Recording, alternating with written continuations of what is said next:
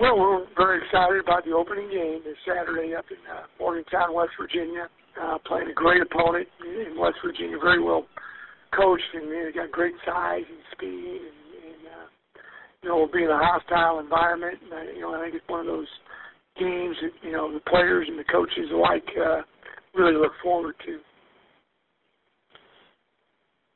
Thank you, Coach. Our first questions come from Statesboro, Georgia.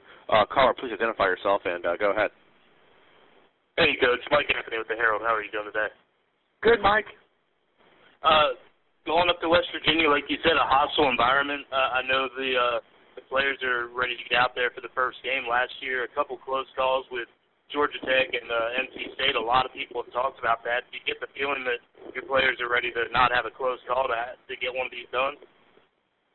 Well, obviously it's going to be a tough game playing on the road against a great opponent, but we don't have moral victories here at Georgia Southern, and those games were close last year against Tech and North Carolina State, but we need to win one of those games, at least under my watch. They did it year before I got here with Florida, but it's going to be a real challenge for us. And I just think our guys are ready to play a game.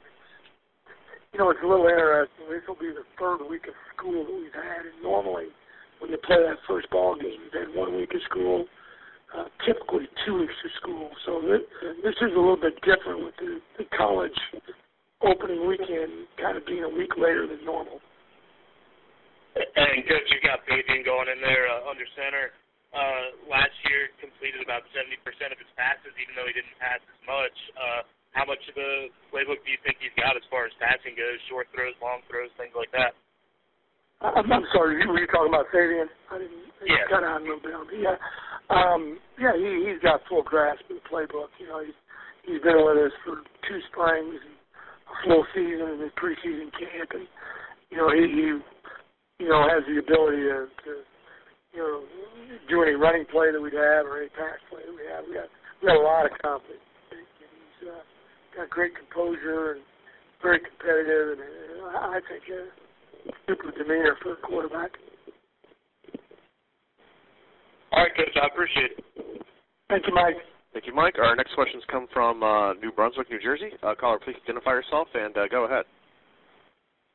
Yeah, Greg Medea from WVSports.com. I was just wondering, your preparation for West Virginia, how do you plan to attack West Virginia's 3-3-5 defense? It's kind of a unique defense that not a lot of teams get to see throughout the course of the season.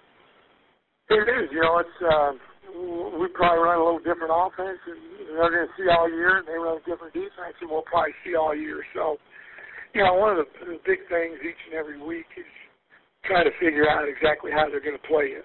Are they going to be real aggressive, or are they going to try to be assignment sound? Sometimes when you get overly aggressive, you lose your gap integrity, and we'll have to try to figure that out in the first quarter. But, we were able to have an extra week to prepare for a defense that we don't see all the time. So hopefully that will help us out. Did you start prepping for West Virginia earlier this summer, or did you just do it kind of the week, the extra week in camp? Or did you start watching film on them throughout, June or May, early in the process? Yeah, we started looking at tape on most of our opponents, particularly the new ones that we hadn't played before in the summer, and you kind of develop a preliminary game plan. And then, with your first games, most people are going to take 2 weeks to prepare for that team rather than the standard 1 week. So we've been, we will have had about 10 practices where at least, a major portion of the practice was devoted to West Virginia. Thank you. Thank you.